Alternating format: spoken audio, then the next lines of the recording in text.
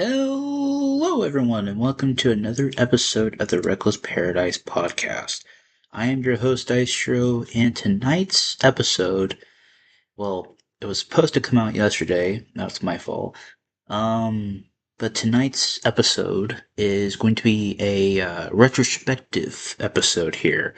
Yes, we are bringing retrospective back for the time being. Since we are going to be getting a newer season of Dark Side of the Ring, and there is going to be a three-part series on TNA and Jeff Jarrett. I figured maybe I should do a retrospective on TNA as a whole.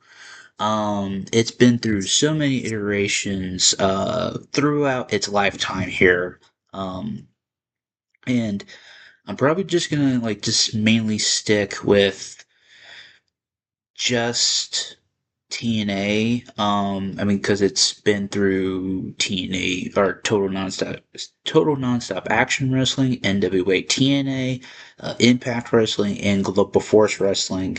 Um, Throughout its years, as you will. But I think it's a good time than now to kind of just go into it and just be like, let's just see what you know how it began and how it's still thriving to this day. It's like it's still thriving to this day. So let's just go right on into it. So where we first start here is 2002. It's the closure of, WCW and ECW in 2001. You've had World Wrestling All Stars, the Australian promotion and all that stuff. And Jeff Jarrett and his father, Jerry Jarrett, they, started up a company and put all their eggs in one basket and becomes NWA TNA. The NWA part, it's because I think it's just like they want to have like the old school kind of like wrestling sort of thing. But I do know that they had a good partnership with NWA Wildside. That's where you have like AJ Styles. I think Amazing Red, Christopher Daniels. You have Abyss, who I think it was Onyx. I think. Um, and that's how it kind of like began. And you also had and Bob Ryder was one of the founders of TNA, NWA TNA too. Um, oh man, and it's been through like a lot of iterations. Like I said, but so TNA Wrestling, or TNA Wrestling, or just TNA, was a subsidiary of Anthem Sports and Entertainment, a Canadian media company owned by businessman Leonard Asper. Like I said, Jeff Jarrett and Jerry Jarrett founded it in 2002, following the end of WCW 2001. And then promotion was initially known as NWA Total Nonstop Action, or NWA TNA, and it was affiliated with NWA governing body. The promotion dropped the NWA brand from its name in 2004, became just Total Nonstop Action Wrestling. TNA continued to use the NWA World Championship and Tag Team Championships until this agreement ended in 2007. After which, the company would create its own belts, which are super, sexy, by the way. The promotion was purchased by Anthem at the beginning of 2017, and then March of that year, it was rebranded to Impact Wrestling. And I'm not gonna lie, the Impact Wrestling part of it it kind of grew on me a little bit. And when they had rebranded their belts after a little bit too, because like they rebranded the World Championship, the Tag Team Championship, like basically just all the belts that they had at their disposal. And I think it was actually a pretty good shout to do that. Um, but then 2 years ago, they returned the TNA branding, and I think it's always been, better with the TNA branding. From its inception, TNA had been considered the second largest promotion in the US behind WWE, a position it would hold for most of the 2000s and early 2010s. And some people will say that, like, um, there's always good glory years in TNA. I would say, fuck, I would say like I would say maybe 2005 to like 2010. It was okay. I would say no 2005 to like 2009. I would say that was like pretty good years. 2010, it's like that's doing money. That's still doing good. Um, but I don't really know, to be honest with you. I mean, there's always a lot of people that have said so many different things too. Um, but during this time period, the promotion was known for featuring former top talent from WCW, WWE, and ECW, such as Raven, Jeff Jarrett, Sting, and Kurt Angle when he came in, feuding with Samoa Joe. That was good business. Jeff Hardy and Mr. Kennedy, as well more of the homegrown talents had not appeared in WWE yet and mainly performed for the promotion, which was AJ Styles and Samoa Joe, some of whom would be later signed by WWE during the mid to late 2000s as the TNA suffered financial issues. Huh, I wonder why. From 2015 to 2017, the promotion was viewed by some to have fallen behind longtime rival Ring of Honor. Um, I know during like the early years of TNA, they did have a good relationship with Ring of Honor. And I think that's how like Samoa Joe came over. That's how Christopher Daniels came over. That's how, Roger Strong, Alex Shelley, Austin Aries, um, a lot of those good ROH talents coming over and just be like, hey, like, like we can bring that style to a bigger platform. And if you just give it a chance, and they did get a lot of guys, so that was a good piece of business. With their loss of their American television contract with Spike in 2014, so they was saying like it had fallen behind because of their contract with Spike. It was like kind of lost, as well as monetary and personal issues being noted as factors to their decline. Which, I mean, true. That's true. Um, by 2019, the promotion has was viewed to have recovered through its sustained international distribution and purchase by its parent company of Access TV. That's where I would probably watch some of the TNA Impact stuff was through Access TV when we had cable at the time, um, which subsequently began carrying the promotion's programming. TNA is viewed as being the third largest wrestling promotion in the U.S. following AEW. Um, and its television deals with Warner Discovery's TNT and TBS. And then in late 2025, TNA signed a deal with AMC, which is seen in households more similar in numbers to networks such as like USA, TBS, and TNT. Let's give them more reach and exposure.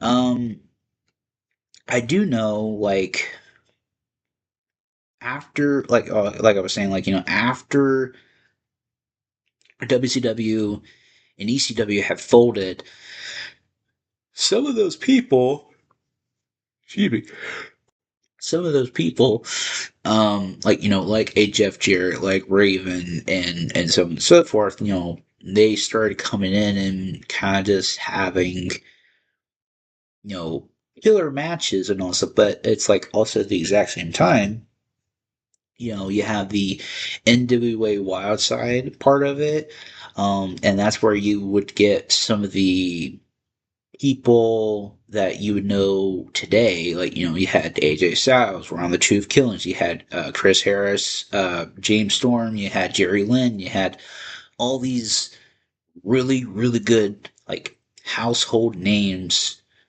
that were there from the beginning till, like, when they had left their left their mark, I should say. I guess, if you want to say that. um and then back then too, like, they were doing weekly pay-per-views, and they were like 9.95 a piece. So it's like, paying $10 for, a pay-per-view. It's like, you're getting 2 hours of pay-per-view and all stuff. That's not bad at the Tennessee Fairgrounds.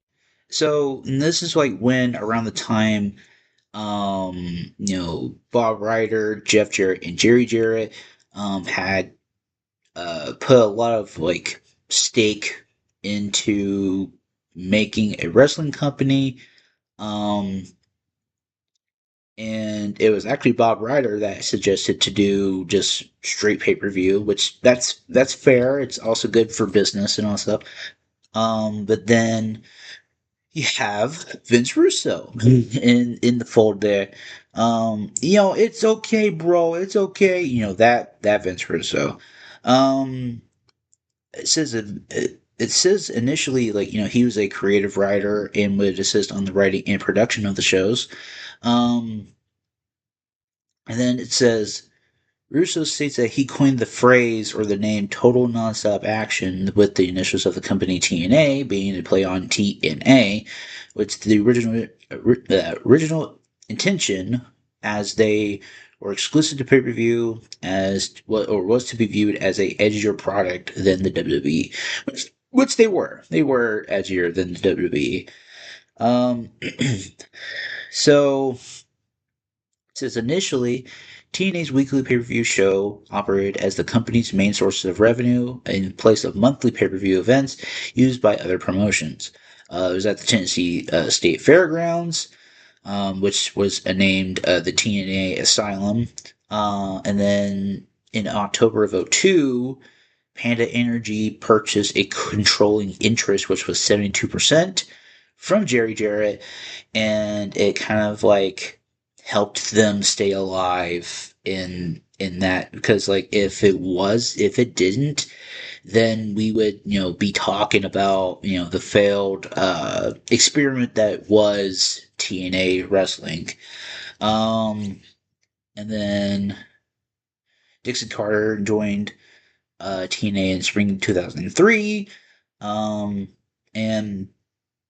it says the last weekly pay per view took place on September 8th of 2004 with a total of 111 weekly pay per views. That is crazy. Um, and then in May of '04, they go to the Impact Zone, which is Universal Studios, Orlando, Florida, Soundstage 21. And that's where they kind of stay, for, a very, very long time. Um, and I think they, could be wrong, but I think that's what they did for, like, a long, long time. And then I can't remember if they still did that, but it's like, I know they, at some point, they started doing, like, touring and all that stuff because they went to, like, different states and all that stuff, but I really don't know.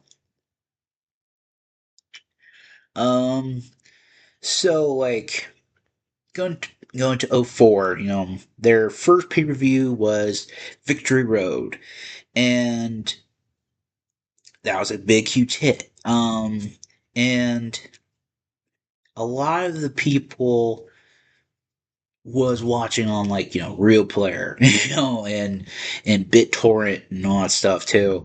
But that's how they was doing business back in the day. But then on September 11th of 2005, TNA held its Unbreakable pay-per-view, which was remembered by the three-match main event for the X Division Championship between AJ Styles, Christopher Daniels, and Samoa Joe, which received a rare 5-star match rating from wrestling journalist Dave Meltzer, the first one the company received. And then later that year, TNA would secure a television deal with Spike, and then debut on the network in October of '05. And then that's where, Team 3D made their debut. So, Bubba Ray and Devon, that's where they jumped ship. If you want to think about it in a way, it's kind of like how the Monday Night Wars used to be. It's like when, if somebody was like jumping ship from WCW to WWF or vice versa.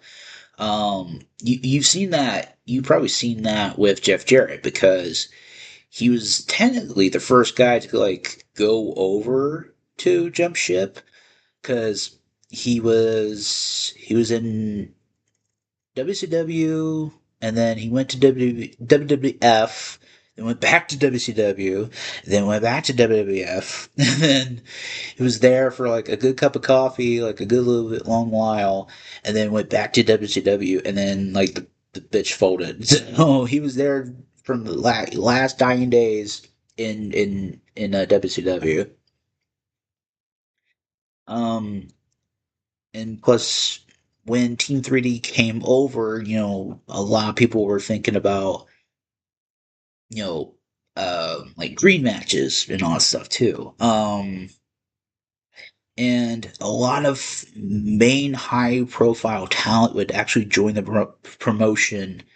And it would be like, Kevin Nash, Rhino, Christian Cage, Sting, Scott Steiner, Kurt Angle, Booker T, Mick Foley, and a lot of these people, and yes, it's kind of like how AEW is running kind of like right now, with some of the talents that were coming from like, WWE, like if they got let go, they go to AEW because that's where the money is. But some of the talents,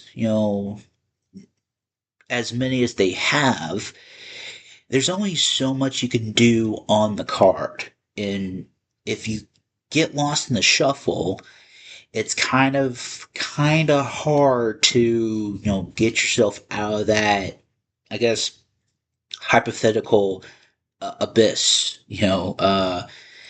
and TNA had some good mainstays too. You had Abyss, you had AJ, you had Daniels, you had Joe, you had Christian Cage, like when he came over.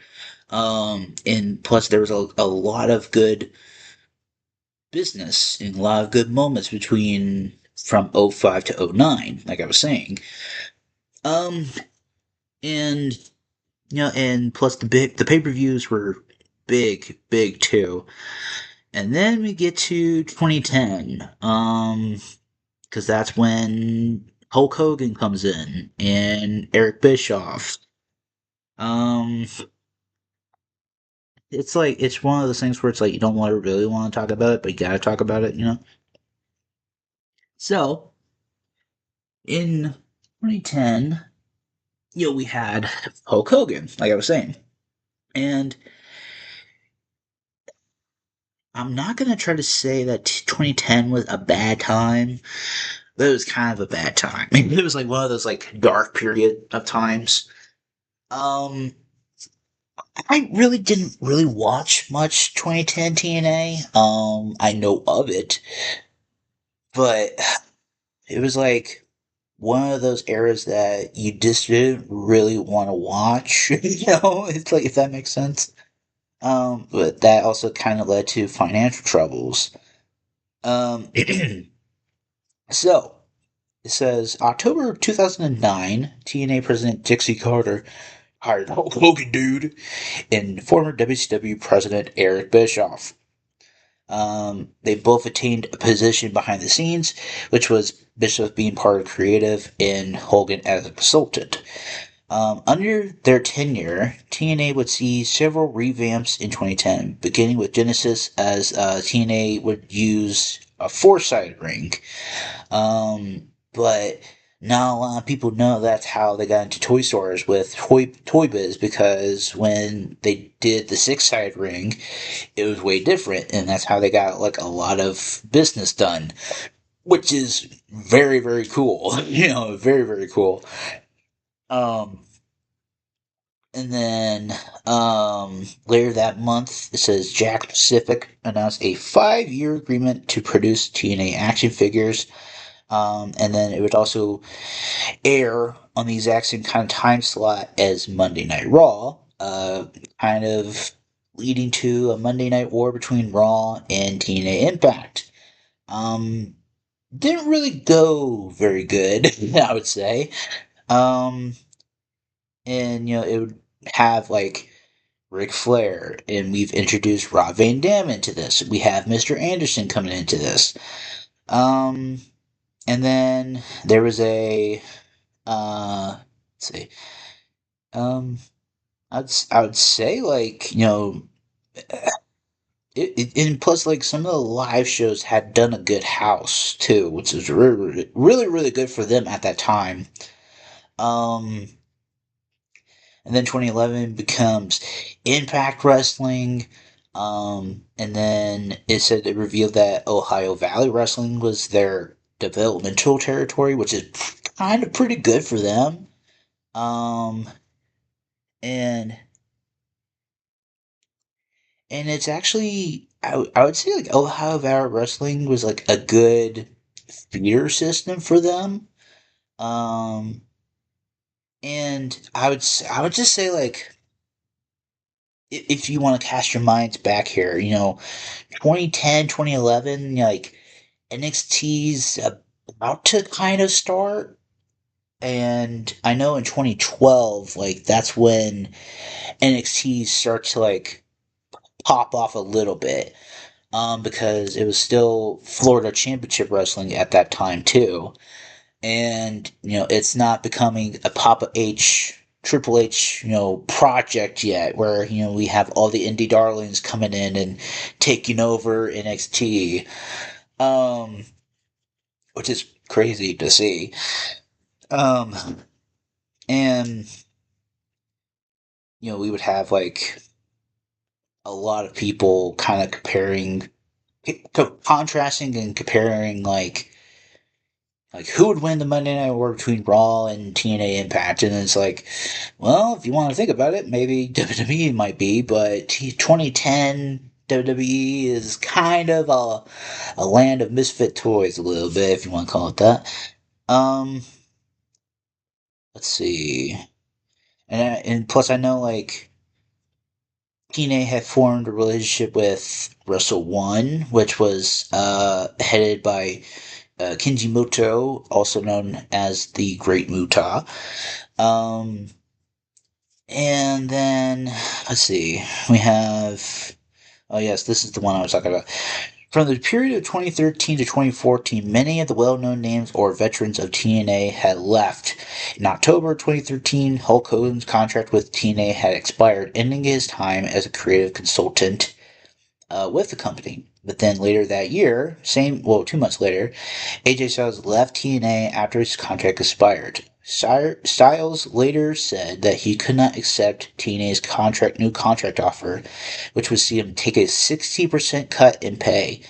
Um, and then TNA founder Jeff Jarrett would resign from the company, but remained as a minority shareholder until his temporary return on June 24th, 2015.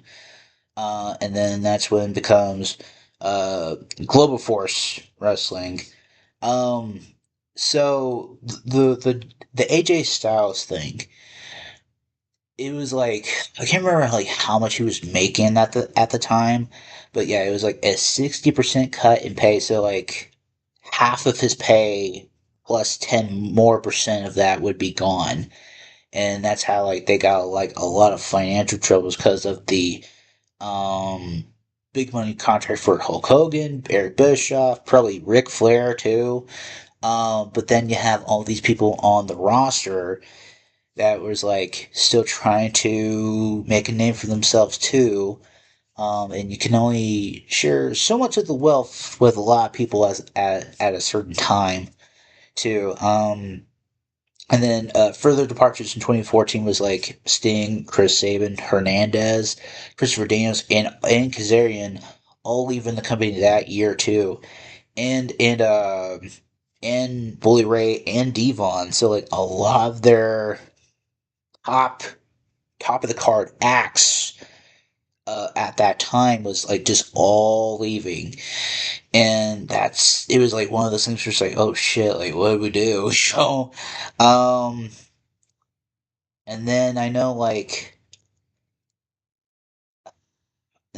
there was a brief period of time that Kurt Angle came back, Jeff Hardy came back, Matt Hardy came back too, um, and then there was kind of a saving grace a little bit in 2015.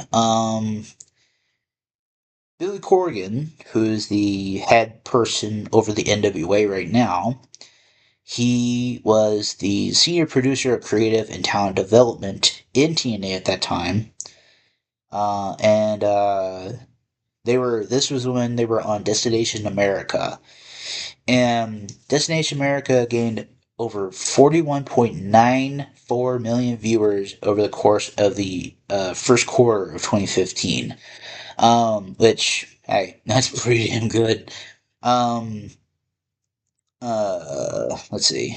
And then you have some of the newer talent coming in. You have like EC3, you have Rockstar Spud, you have Bobby Lashley, you have uh you have some newer talent, but then you have the mixed in with like some of the older talent. That's like when like Eddie Edwards and Davey Richards, the Wolves, comes in like 2014. You have MVP, you have Kenny King, you have some new fresh faces, but then you have some of the older vets in there too. Um, Bobby Roode was still there. Eric Young was there too. But then they left in 2015 to go pursue NXT. Um, and Eric Young was there, and like, gosh, I would say I don't think he was there. He was in NXT. I think within like 2015, 2016, because I know he did the stuff with Sanity, and then goes to the main roster, and they're like, okay, fuck you, and then he just leaves. So it was like he was in NXT for like I'd say a year or two, maybe a year and a half. I know Bobby Roode was in NXT for like a good long while too, because he had a good title reign with the NXT title until Drew McIntyre beat him for it. Um, but yeah, it's just like it was just like an up and down, downward spiral sort of thing. And then Anthem bought them out, and they're still I think they're still owned under Anthem to this day. Um, but like streaming services were pretty good at the time. And then we had pandemic. We had pandemic era. There's no uh no fans at all. But this was like during the time when like Tessa Blanchard was fired and stripped of the championship. Um, and then like we've seen like Slammiversary at like that year we had Machine Guns returning, Eric Young returning, Doc Gallows, EC3, Carl Anderson being back in the company, and then they had the kind of the partnership between AEW and TNA that kind of like let Kenny Omega and Christian Cage battle it out and all that stuff. Had a good relationship with New Japan Pro Wrestling. And here's the thing. Back then, they kind of had a burnt bridge with New Japan because they wanted Okada to bleed, but he didn't want to bleed. So it was kind of like okay. And then I know the straw that broke the camel's back was like they had oh, it was a four-way Full Metal Mayhem match, like tag team match for the TNA and the IWGP tag titles. It was supposed to be, I think it was supposed to be Team 3D like retaining the IWGP belts, but like they put it on British Invasion. They didn't like that, so they were like, okay, we're just gonna just not, just not do you anymore. Um, which I mean, like, no, that's TNA being TNA. They want to put it on their guys and all that stuff, but hey, whatever. Um, and then in 2023, they go back to being TNA, which is kind of cool. Like I've always liked TNA, like just TNA in general. Um, and I know like a lot of their pay per views was like I can't remember. Um, but this is the TNA personnel that is like currently right now. That I want to kind of go over. So we have AJ Francis, BDE, Bear Bronson, Brian Myers, Cedric Alexander, Dutch, EC3. He's back. Eddie Edwards is still there. It's crazy that Eddie Edwards is still there to this day. So he's 12 years into this point in TNA. Elijah, formerly known as Elias, Eric Young, Freaking Kazarian, Jeff Hardy, Jason Hotch, John Schuyler, the good hands, Judas Icarus, Casey Navarro, Leon Slater, fucking phenomenal dude. Um, Matt Hardy, Mike Santana, who is, I think, two-time world champion. I'm pretty sure. Yeah, second reign. Okay, that's what I thought. Moose Hughes, he's been there since shit. I think he's been there since like 2014, 2015. I think it was like when they were doing the Grand Impact Championship shit. Mustafa Ali, Nick Nemeth, Rich One, Ricky Sosa. That's a good get. Ryan Nemeth, Steve Macklin, the hometown man. Travis Williams, and Vincent. Not a bad men's roster, but the women's knockouts roster is like, I would say stacked. I would say stacked. Um, Alicia Edwards, I know she's been there since Eddie's got there. Allie, Ash by Elegance, Elena Black, Harley Hudson, Heather by Elegance, Indy Hartwell, Jada Stone, Jody Threat, Lei Ying Lee, if I'm saying that right, also known as Zia Lee, if people did not know. M by Elegance, Myra Saeed, Mila Moore, Mela Grace, Rosemary, Tasha Steele, Tessa Blanchard, Victoria Crawford, and Zaya Brookside. Um, I know that I know that Zaya is starting to become more heelish now on the current product, which I fully love because like she's kind of going into that birthright NXT thing, which is cool, I would say. Um, but then like you have like Chris Bay, Trey Miguel on that roster too. Man, it's like when you think of like Tina, you think of like Mike Tenay, and you think of Mike Tenay, Um, I mean, like they even have some good road agents and like producers on this stuff. Like you have Candice Michelle on there. That's actually kind of cool. JDC, also known as Fandango or Dongo. Lance Storm, Sammy Callahan, Tommy Dreamer. That's actually kind of cool. Um, and actually, hey, Delirious is on there too. He's the executive producer and head of creative. And that's awesome. That's actually kind of cool. Um, all in all, TNA when it first started and where it's at now, it's been through highs and lows, and that's with every company that people work for. And there's been a lot of people, that have maybe tried to stick it out and just see what comes through on the greener side, I should say.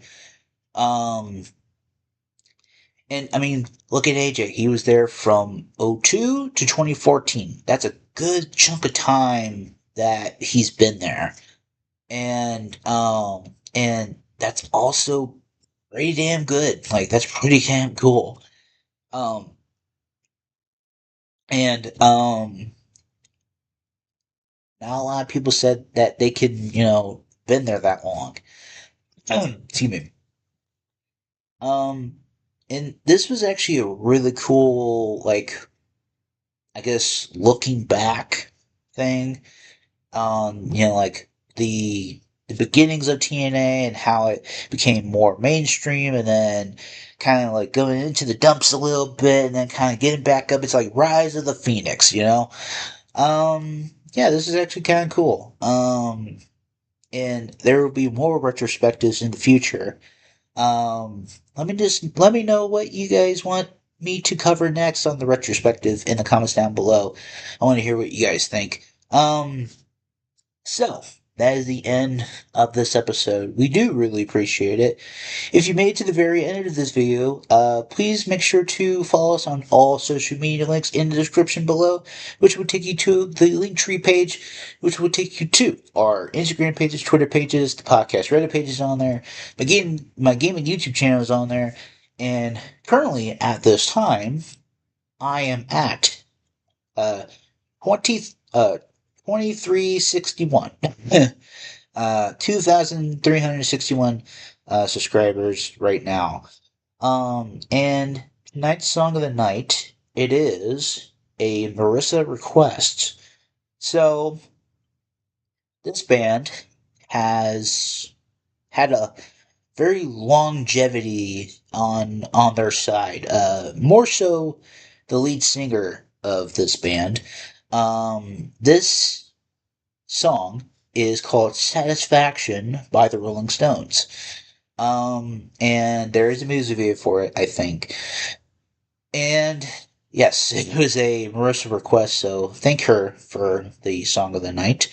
And that's it. And I will see you guys next Thursday. Peace!